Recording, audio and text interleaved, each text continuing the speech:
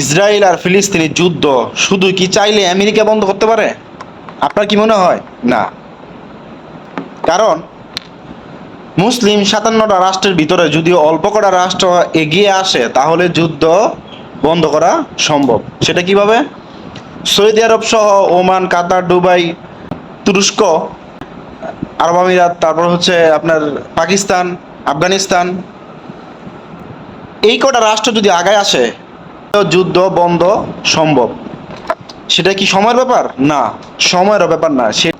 সেই জন্য শুধু আমরা বয়কট বয়কট বলে মুখে ফেনা না তুলে যে ইসরায়েলি পণ্য বয়কট বয়কট বয়কট, হ্যাঁ এটা তো অবশ্যই, পাশাপাশি মুসলিম যে রাষ্ট্রগুলো আছে যেগুলা এই ইসরায়েল আর ফিলিস্তিন যুদ্ধকে কেন্দ্র করে যে খেলা খেলতেছে, এই খেলোয়াড়গুলার দেশেরও পণ্যগুলো বয়কট করা উচিত।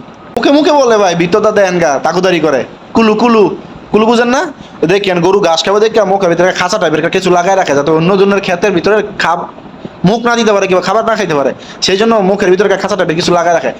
আরব বিশ্বের যে নেতারা আছে তাদের মুখের ভিতরে আমেরিকা কুলু লাগাই আছে, কুলু বুঝেন নাকি ভাই? কুলু লাগাই আছে তারা কোনো কথা না বলতে পারে। এরা তো এক কথা চলে না, এরা চলে বাবার কথায়। এই জন্য সমস্যা। এই জন্য উচিত প্রত্যেকের জায়গা থেকে প্রত্যেকে সচেতন হওয়া এবং সঠিক জিনিসটা বোঝা, আর তাদেরকেও বয়কট করা।